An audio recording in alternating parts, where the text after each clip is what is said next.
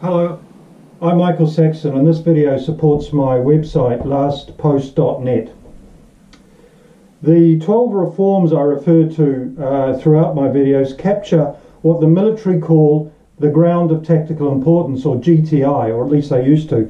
It's the ground you deny any enemy in order to win the battle, or to make the battle easier to win. The rail junction, the hill, the crossroads, or the river crossing. I'm not going to go through the 12 reforms here. I would rather you go to lastpost.net and also download either of my books, NGC or Against Our Night, to find out what lies behind each of them. Remember though that they come out of my situation analysis and at the same time express Christianity's core worldview principles, the 5 core principles that I feature in my 3 books, available for free off lastpost.net. In the public square social context, it's about taking the moral, spiritual and practical high ground, the GTI, in all the major areas with which ordinary people are concerned: housing, taxation, the size of government, local government, employment, justice issues, inequality, debt, freedom and democracy. There is also widespread antipathy towards large corporations and the great deal of suspicion about the far left. By seizing this ground using the 12 reforms, the church denies it to the financial, leftist and political class elites and goes straight to the heart of the seething undercurrents of social, spiritual and economic concern, without having to go anywhere near the secular, partisan politics and ideologies dominating Western societies today. In fact, the 12 reforms cut right across the left-right divide by advocating a reformation in areas both might embrace as their own. And I've put a small diagram on the board here just showing that there's 12 reforms. 8 of them deal with bringing down the giant I call liberalism, and 4 of them deal with the giant I call corporatism. And again, if you want to know more about that, you've got to go to my books and to the website, examine what I call the problem that comes out of the situation analysis, and then go and research what each of these reforms is about. The church is the only institution that can embrace the 12 reforms and advocate them in the public square. And that's because its focus is not the kingdom of men, but the kingdom of God. It must not, as an institution, go anywhere near the party politics of anything, because it champions ideas that accord with God's precepts, His commands, His economy, and His holiness, not man's ideas. I'm painfully aware that Christians are the people least likely to appreciate the importance and power of the 12 reforms, for the reasons I've just canvassed, when they should be the most aware. That's because the Western Church has been in the wilderness, outside mainstream societal discourse and relevance for so long, that it tends to major on personal, spiritual disciplines, social service, and what I call commando-style forays with limited objectives out into the wider world that leaves them, mixing my metaphors, seeing only individual trees rather than the whole forest. You'll find the church skirting the forest or avoiding the giants by taking on issues where they can achieve some sort of social issue effect, but without fundamentally affecting the course of any major trends in society. Each reform is on its own a transformational spear in the side of the anti-Christian, liberal and corporatist giants. But they are also much more than that. They all interrelate and therefore have a multiplier effect on each other. For example, reforms 1 and 2 work in conjunction to completely overhaul our system of democracy and representative government.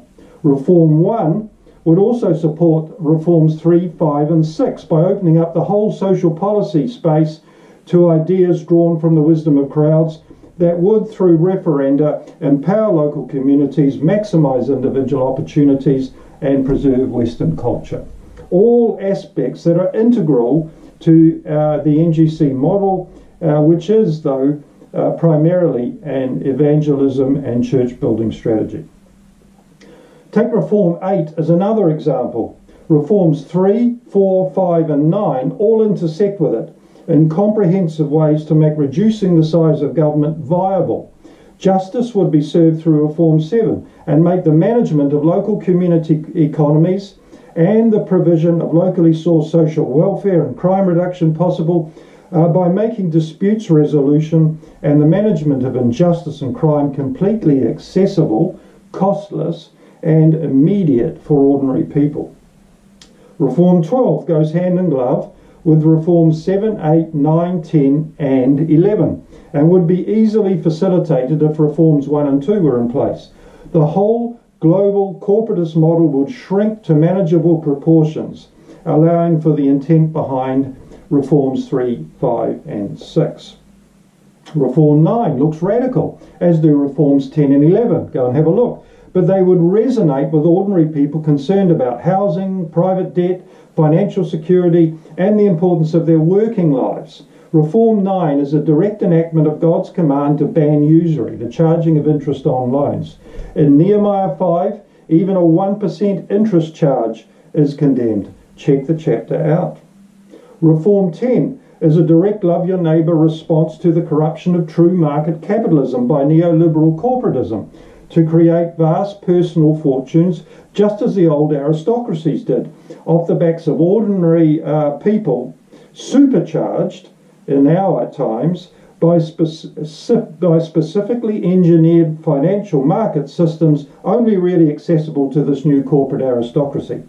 Now, a small number of people have so much wealth that it is now being passed on as unearned inheritance to a next generation of their super wealthy offspring, just as the aristocracies we thought we'd eliminated did for centuries. Strangely enough, I've met a lot of resistance from Christians to Reform 10, who seem to think the Bible supports the concentration of wealth and power as some sort of natural right. That is never stated in the Bible. In fact, God rails against it in 1 Samuel 8 and warns that it is the rich who oppress people. Think of the analogy of the camel in the eye of the needle.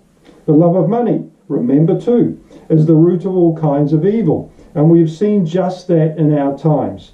Reform 10 really just recapitulates on a broader scale what has been done at various times through history to wind back the accumulation of wealth and power by an overprivileged and greedy few. Reform 11 would be treated with derision by all but ordinary people who often find their workplace something they have to endure rather than enjoy, where they never feel secure or validated as a person in their own right. Also, this reform comes straight out of real life. Read Enrico Semler's well-known book, Maverick, about his company Semco.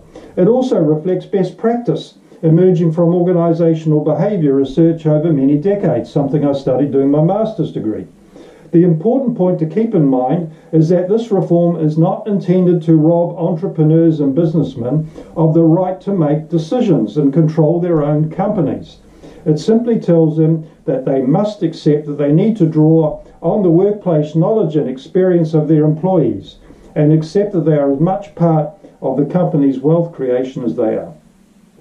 To really appreciate the accumulative power and effect of the 12 reforms, you should read Against Our Night, my second book, where I coalesce much of the work from my first book, Issachar's Call, into a discussion on why each of the 12 reforms are necessary. Go to part 4 in particular, where I introduce the 12 reforms and then go on to the outline how they might be put into effect. All the implementation ideas in part 4 are mine. No doubt if the reforms found actual expression, the wisdom of crowds would be harnessed to discover better implementation means. Also keep in mind that if Reform 1 was in place, the other 11 reforms would be subject to it. In other words, the other reforms would only be implemented if the people wanted them.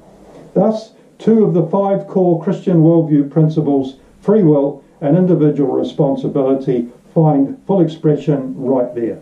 Finally, keep uppermost in your mind that the 12 reforms are not designed to take the church into politics, but draw communities back to taking the church seriously. From there, evangelism, church building and church planting would find far more fertile ground. Go to my book NGC to come to grips with the NGC strategy and how any parachurch, church or individual organisation or ministry can use it to advance the cause of Christ.